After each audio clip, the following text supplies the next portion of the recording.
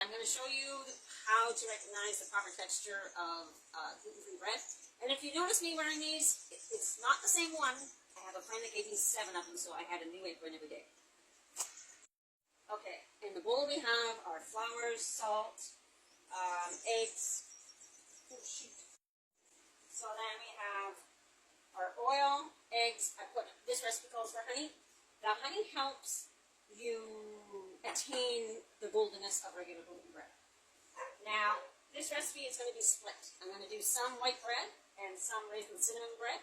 Same base recipe, just different additions. You can also do jalapeno cheese, multigrain, what other ones do? Also a walnut cranberry. With this base recipe, water, sugar, and yeast dries.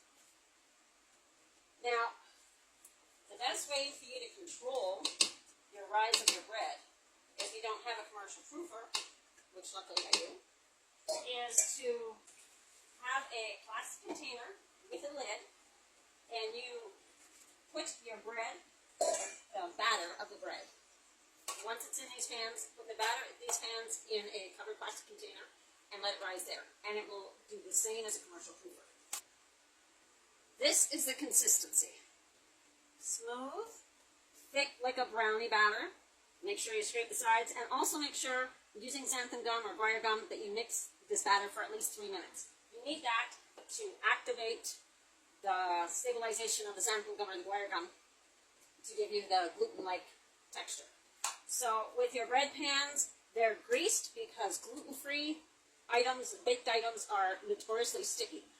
But on the other side, the batter needs to be able to rise, so I put parchment paper so it has something to cling to elevate. So now what I'm going to do is fill this up to the weight that I usually fill them up, and I'll show you after.